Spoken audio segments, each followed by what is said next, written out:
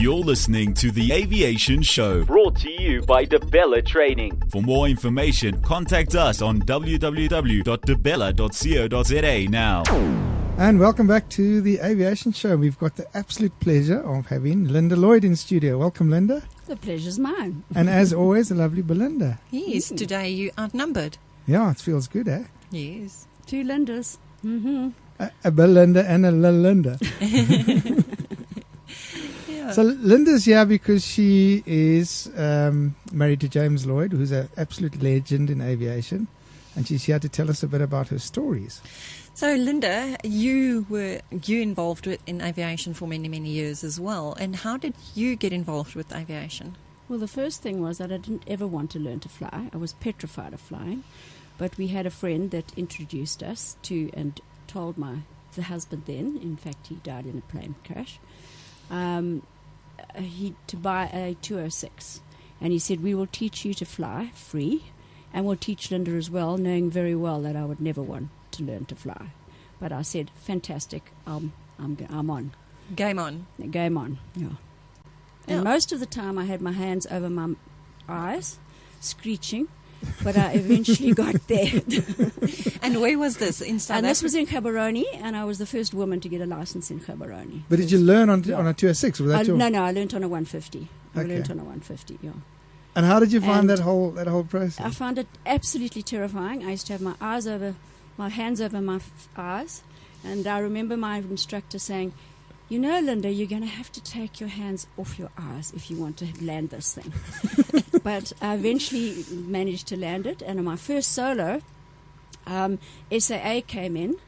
I can't remember the aeroplane they were in, but they were terrified of the fact that there was a first solo, so they asked if I could go and circle the dam so that they could land safely without me causing trouble on the runway. Yeah. And so my first solo was 27 minutes. 27 minutes, That's wow. horrible, because normally on a solo, the instructor gets out and you go do a circuit, and then you come back and land. It's like really quick. So having to do that for 27 minutes. I thought I was pretty clever when I got out, but I didn't enjoy it while I was doing it, I must say. What were the legs like when you got out? Like what is the feeling like? I think I like to giggle a lot, so I just got out giggling. I know Belinda did hers, and there was a bit of champagne, and it was like really a special moment. I don't know if we had champagne in Botswana in those days. So what days were those? What year are we talking about here? Gee, about 1974 or something. Wow. Crazy. Yeah. I'm very old. You don't look that old. Yeah. And neither does James, yeah. eh? No, James is absolutely phenomenal, my husband. And that's where I've trod in his footsteps. I've become the flight attendant on all the aeroplanes that he's been in. I think we are very few husband and wife teams. We managed to evict our children and send them to boarding school, and we flew all over the world. We've been to 79 countries. We counted it up the other day. We're just about in that position. We've evicted one at the beginning of this year, and we got one to go, and then we've got kind of the same plan. Now we want to go and do a bit of contract flying together, because it's a very difficult combination to get that man-wife on the same type of aircraft and doing the same thing. It's really tricky. It's not at all tricky. It is the best thing you can ever do, because you one hotel room, you're together, you can stay for much longer periods because you're together. Yeah, and you don't get homesick. And you don't get homesick. You miss your kids, obviously. Although mine are such naughty ones, I didn't really miss them. Or any of them in the aviation sector? They absolutely can't bear the thought of being a pilot. And it's very, very, except one of James's boys. We got 3. I had 3, and he had 2 when we got married, so we had 5 boys in the house. And why do you think that is, though? I think it's because of him being away. Yeah, missing out. Yeah. And they just thought, I don't want to do that to my family. So he's very, very lucky to still have me as a wife. Yes, we are special women. Yeah. Because he's in New York now for 6 weeks, at the age of 78, flying a Gulfstream for a millionaire. Oh, wow. But I was speaking to James the other day, and I said to him, what's the biggest tip that you can give me? And he said, don't whistle when you pack your bags. That's the big thing. So that is hilarious, because I've caught him whistling. Look, he's just brilliant. I mean, He's got 30,000 hours, and he can Wow. fly 200 types on his license. Wow. Well, we're getting him in. We've convinced him to come and have a chat with us as well. Mm. But let's we get... wanted to get the background and the strength behind him first. Yeah. Yes. The strength behind him. Yeah. Of course, yeah. So we just want to find out, after the flying, then you started your career as... Yesterday, I made the fatal mistake of saying...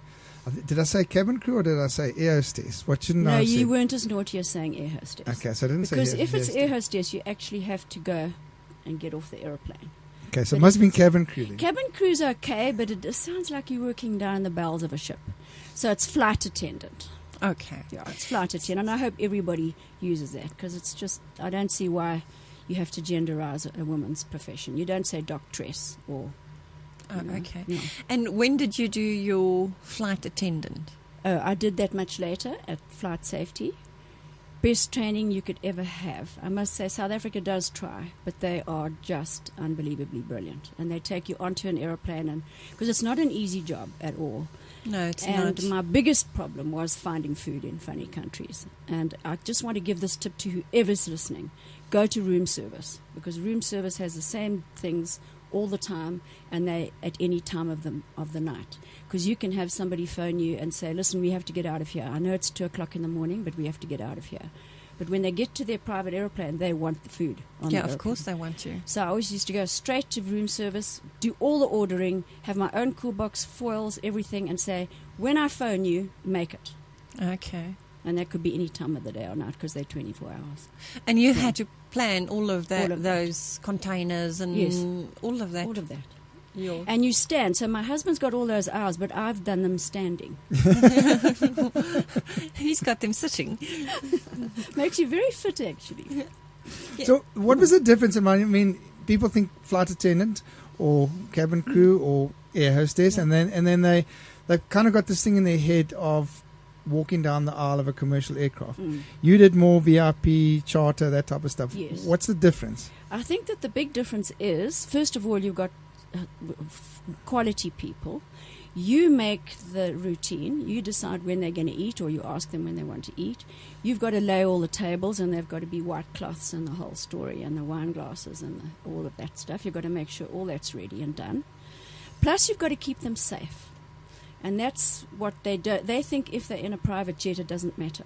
So if there's a bit of turbulence, you've got to say, excuse me, Mr. President, but could you just put on your belt? Because I don't want to see you peeling against the wall at the other end, Because you feel very safe in a private jet. You think it's your lounge, and you don't realize that how... Because they are, Yeah. the private jets Yes. are absolutely stunning. They're so stunning.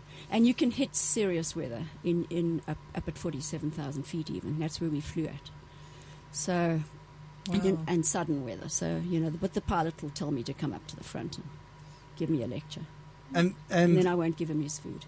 is the pilot normally James, your husband? Yes, or is it? I've flown with a few other people, but mostly a guy was in oil, diamonds and racing cars, and he bought a jet, and we flew for him for 8 years. So it was to have a husband and wife together, one hotel room, James helping me all the time. All the Wow. time. Yeah. He would That- help me get the food, do everything. But you So must have seen the most beautiful places. I've been to the most amazing places. What would you say is your favorite? Well, the most exciting thing I ever did was land in Antarctica, and we were the first pure jet to land in Antarctica. Then And tell they us said- about that. They I said mean. to James, "Do you think you can land on the ice?" He said, "I'm not sure. I'll talk to the Russians, because they bring big fat Aleutians in, and they're heavy, so they sit on the ice. Whereas a private jet just goes far too fast." So he did a lot of talking and everything, and then off we went, and he did the most incredible landing, incredible. But you go forever to stop the aeroplane, because it's sliding on the ice. So you just obviously just use reverse. There's not much braking Yeah, going on. no, you're not allowed. You cannot use braking. Yeah. You cannot use braking, because then you'll just you go right around. So once he did that, now they do that quite a lot in Antarctica now. Oh, wow. Yeah. But And who I we- jumped out in my high-heeled shoes and my uniform, and it was minus 35. And the people that were there, They just rushed over with coats. They said, "Look at that silly flight attendant." In that case, you were classified as an air hostess. Yes, I was an air hostess in those days. Oh dear, but it was the most exciting thing. Who were you flying there? We were flying. We had to get somebody out with the Swedish place, but we've since been to the Russian base. Oh, and I have to tell you a story about the Russian base. You're only allowed to bath once a week, and the bath is just a funny little shower that they had melted some ice and stuff. But the guys came up to me and said, "Linda, you know, you can shower every day if you shower with us." Was that Boris and Friends? How long did you stay in Antarctica for? We'd stay for I think the first time we stayed about 5 days. Sure. And they totally organised the Swedes, the Swedish bunch. And and then we've also been to the Russian base as well, which is in a tent. We're going to continue this conversation in a second, so we'll be back. Yeah. DeBella Training and Management provides South African civil aviation approved training to aircraft maintenance engineers. From engine to airframe, DeBella offers international quality courses on a wide range of aircraft. Many of our clients are from Africa and the Far East, enjoying DeBella's tranquil on-site accommodation minutes away from the airport, and also provide courses in your country depending on your training needs. DeBella's pioneering range of practical hands-on training videos augment the DeBella theoretical modules, modernizing the aviation training industry. Visit www.debella.co.za now. DeBella, you name it, we train it. And welcome back. We've got Linda Lloyd in studio and Belinda Werner. So Linda brought a whole lot of photographs for us to have a look, and I'm sure the listeners will be so envious to see all of these, and it is absolutely gorgeous, from very skinny Sudanese and James playing a trumpet kind of thing in the back of an aircraft while on a cargo aircraft. A cargo aeroplane that was, yes. Yeah, and then there's a beautiful one of Frankie. So tell us the story about Frankie. Well, the interesting thing about Frankie was that James actually played drums for him when he came to Australia, because my husband was a musician before he became a pilot. Became a pilot quite late in his life. Oh, really? He was 30. And he still managed to have 30,000 hours. Oh, he's still flying, eh? Oh. Well, that's because he's had 3 wives and one very patient one. And that would be you. The one who joined him. If you can't beat them, join them. That's good advice, eh? But he had to fly Frankie to open the Sun City. And so he thought he'd tease him. And because he said, "What would you like to drink, Mr. Sinatra?" And he said, "Oh, buddy, you wouldn't know what I drink." He said, "I know exactly what you drink. Captain Morgan, without it being open, and Coke without it being open." He said, "How do you know that?" Because you see, the mob was trying to poison Frankie. And he said, "I was your drummer." So I said, "Oh my goodness, and now you can fly."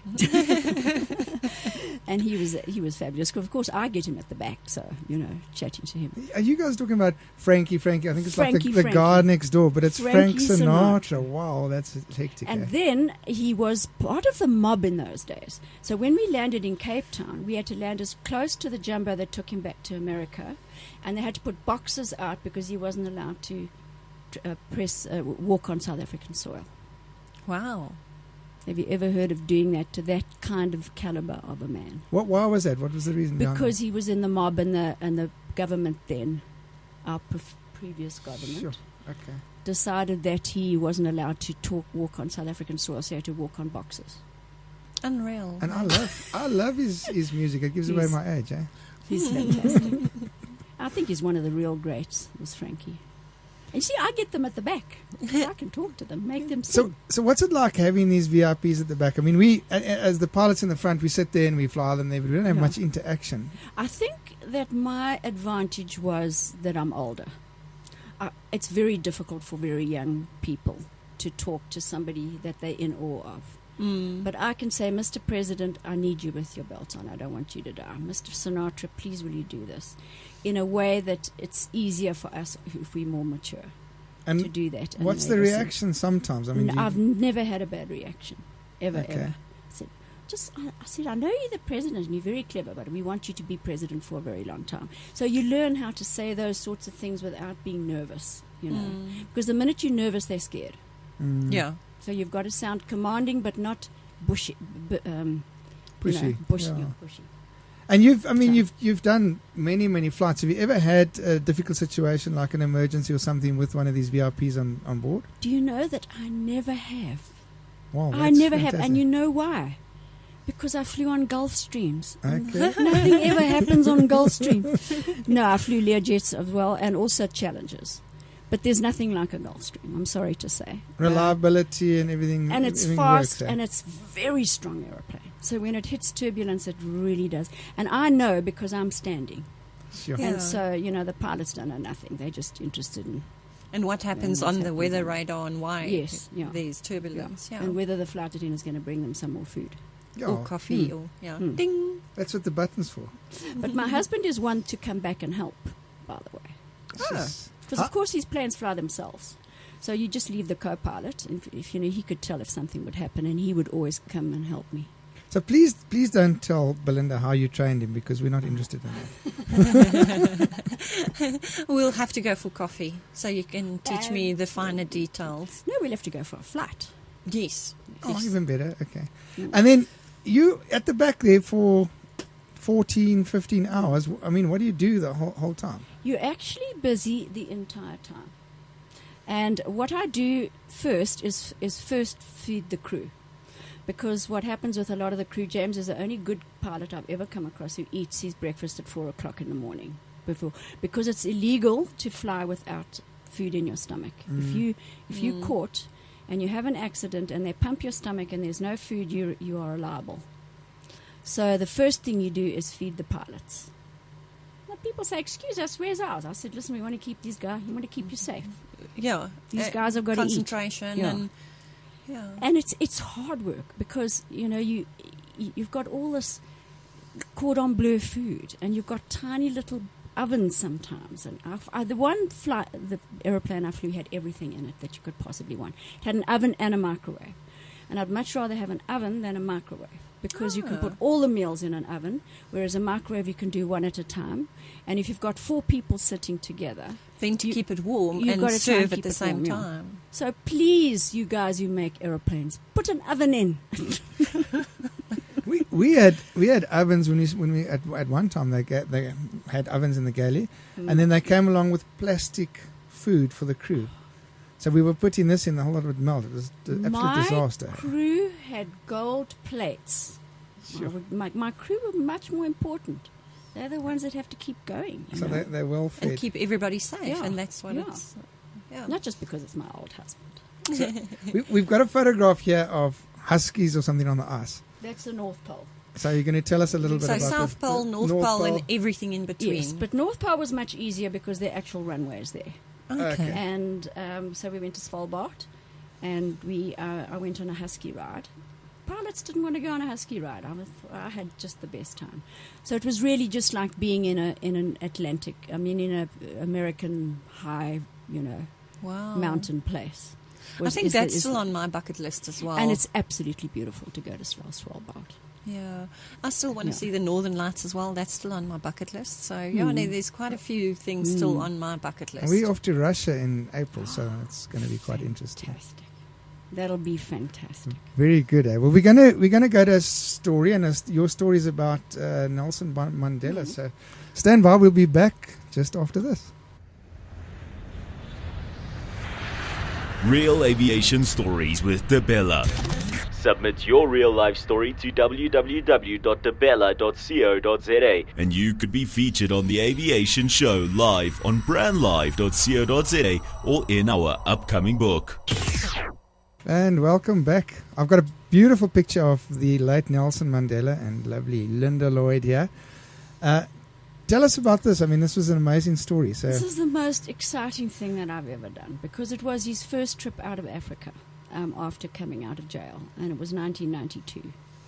And we had to fly him to Senegal for the OAU conference, and it was just amazing. He just was so polite, so wonderful. We had quite a few of the ANC guys, Joe Medici and people as well, and he just was polite and lovely. But when we landed, I opened the window, little flap, And I looked outside, and they had a carpet, huge, enormous red carpet. And every single president in Africa was there, all dressed in all their fabulous robes that they wear. And I said, Mr. President, do you think you'd just come and have a look here at what's going to happen when I open the door? And he said to me, Linda, I said, oh my goodness, I can't believe this. People were running through the streets, and that's in Senegal. Wow. So, I mean, everybody in Africa knew who he was. And he got up, and he looked quite nervous, and he said, Linda, I opened the door. And he said, could you make me look like a president? Oh, wow. I said, that's the last thing you need to look like. You, Nelson Mandela, you're just the best person in the world. And don't fall down the stairs, I said. And the people went berserk.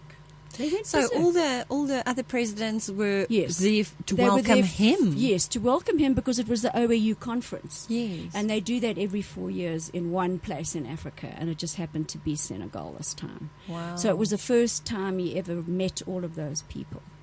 And I witnessed it. You see, when the pilots, they're sitting up at the top.